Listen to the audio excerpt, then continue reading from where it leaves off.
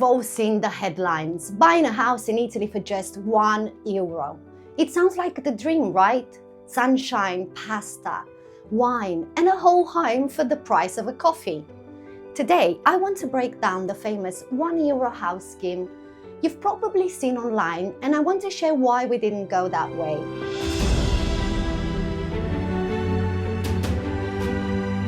Hi and welcome to Italy Lifestyle. If you're new here, we are sharing our journey of buying, renovating and living the Italian lifestyle.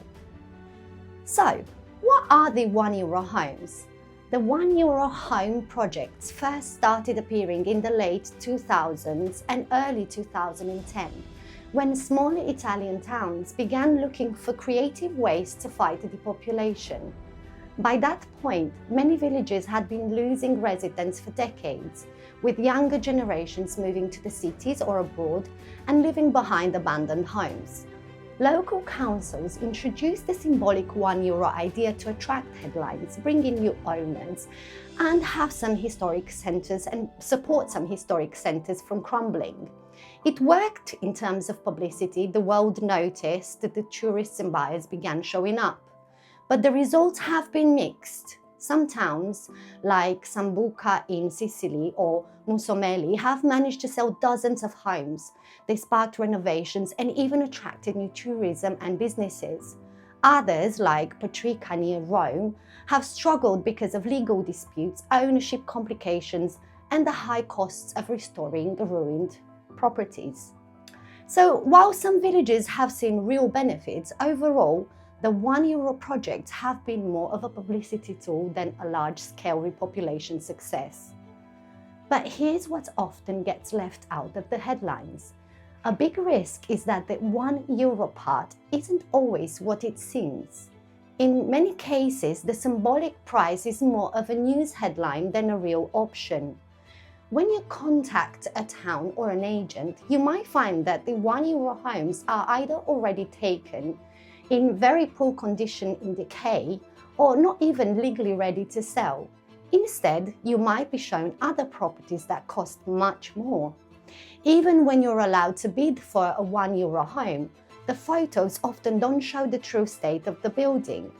Once you see it in person, the amount of work required can be overwhelming, and suddenly you're being guided towards easier properties that are well outside of the symbolic price.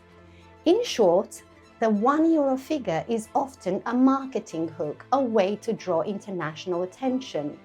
But the real properties you end up with are rarely just €1. Some towns struggle even to sell the properties for €1 because there are legal complications, ownership issues, heirs, finding current owners, mapping all derelict properties. The renovation commitments are strict, with most towns requiring you to submit renovation plans within a year and complete the work within 2 to 3 years. Sometimes you even need to show you have the funds up front. You can come across restrictions. Some towns don't allow you to turn the house into a holiday rental and expect you to live in there even if it's part-time. You'll usually pay a security deposit, often between €1,000 to €5,000, which you will get back, but only if you meet the deadlines and conditions. You'll still face notary fees, registration taxes, permits, and legal costs. That alone can run into thousands. Many of these homes are in very poor condition. Think crumbling roofs, missing plumbing, outdated wiring, structural repairs. A realistic renovation can easily go above €50,000 for a small property, and much more for bigger ones. Hidden costs can crop up.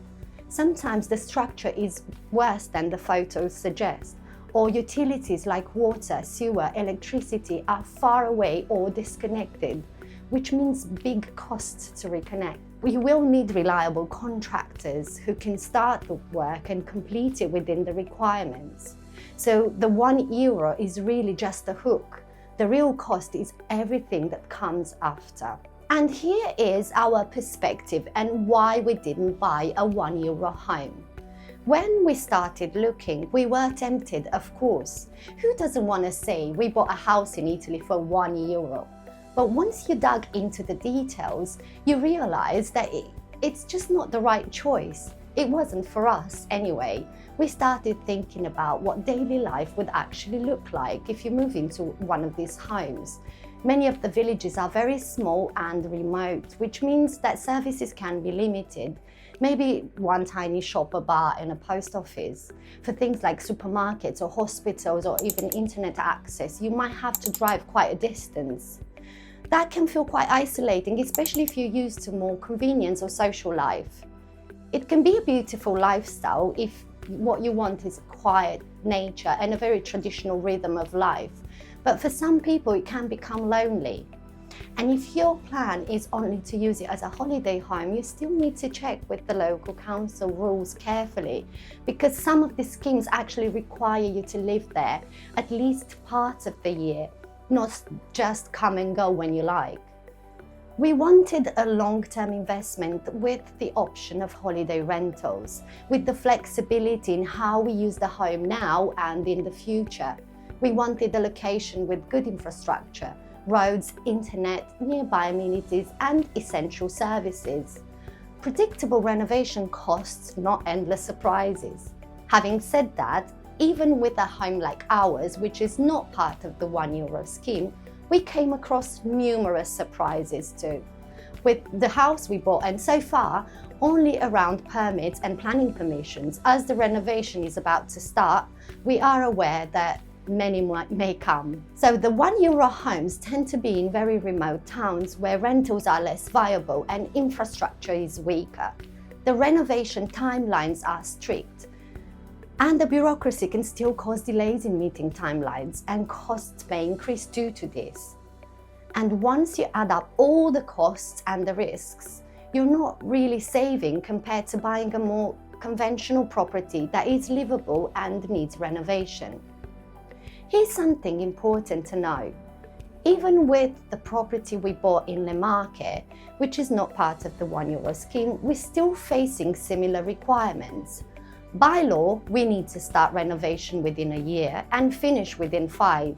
So those timelines aren't unique to the €1 houses. They're just part of the buying an older property in Italy.